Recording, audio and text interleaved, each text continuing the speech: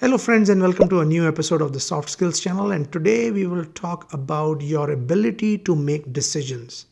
As a professional, especially when you are in management positions, you are expected to make decisions almost on a daily basis. Now these decisions could be as simple as turning on a new feature in a software, or could be as complex as deciding where do you put the next factory. The quality of these decisions determine the progress of our careers and also the success of the companies that we work for. Having said that, we all make good or bad decisions in our professional and personal lives. The question is, how do we learn from these experiences and make better decisions moving forward? So in this video, I will share with you 4 things you can do to improve your decision making. My name is Jameel Hye, and I've been working in the corporate sector for the last 19 years, and my passion is to help you build real life skills for your job and career that they don't teach you in college.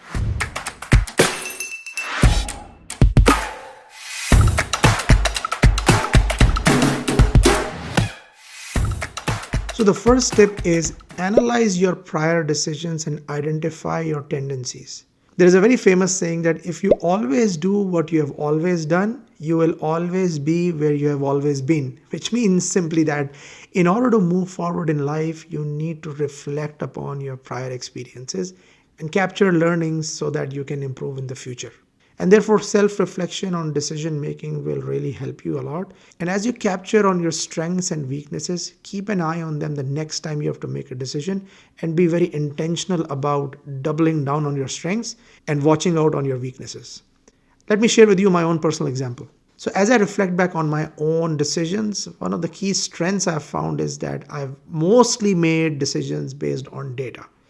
The other strength I have also observed is that I have made less of emotional decisions and more rational decisions. However, when I reflect upon the weaknesses, one of the biggest weaknesses I've observed is that I make decisions too fast. And sometimes I have suffered because of that.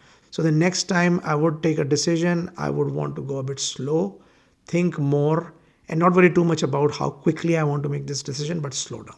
The other weakness I've observed is that I have not spent a lot of time in worst case scenario planning. So I would look at the data. I would generally assume that, okay, this is how things are supposed to operate, and I would make a decision. However, there have been instances where things completely go off the track and that decision becomes a regret. So the way I've captured that learning is that now when I make decisions, I look at what could go wrong and what are the worst case scenarios that can play out, and then make a call accordingly. The second tip is, if in doubt, ask for help. It's never a bad idea to bounce off your thinking with people that you trust. So in a workplace setting, this person could be your line manager, or it could be one of your peers that you trust, or a friend at work, where you just reach out to them and share your thinking. So tell them about the decision that you have to make, and then walk them through your thought process. And as you do that, you may get more data points or more perspective. Now, in the end, the decision is ultimately yours. So I'm not suggesting that you just blindly listen to what other people are saying and take a decision based on that. The final decision is yours, but having this conversation, having this dialogue with some trustworthy people in your organization will definitely help you in improving your decision quality. The third tip is sleep on it.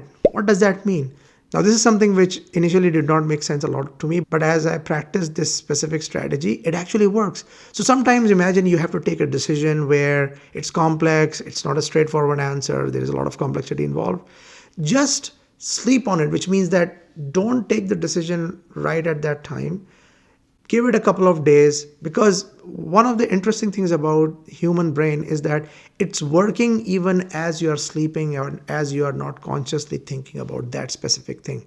So try to distract yourself, go and do something completely different, or get into a different discussion, and then come back to this decision later on, and you'll find that you will be more well equipped to make that decision as you have let your brain sleep over it.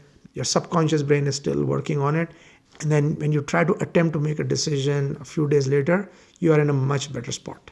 And the final tip is something which I have personally found very helpful, which is play out the consequences. So imagine you have to make a decision and you have to choose between X and Y. So think about, okay, if you decide on X, what could happen? What would be the next step? How things could turn out? And then do the same thing with Y. Once you do it for a couple of iterations, it will really help you clarify your thought process, and often it makes decision making much simpler. So imagine you have to make a decision whether you go with option X or option Y. Play out the consequences. If you go with option X, what could happen? And then what could happen? And then what could happen? Go like 3 or 4 steps in both these options. And then once you visually look at how this can play out, it will become much easier for you to decide, because then the trade-offs will be much clearer that, okay, by opting for X, what are you gaining and what are you losing? By opting for Y, what are you gaining, what are you losing? And then you can make a judgment call, which one is better suited for your situation. So I hope you found this video helpful. If you have got any questions about this topic or any of the other content that we post on this channel, feel free to reach out to me on social media and I would be happy to answer your questions. Keep watching.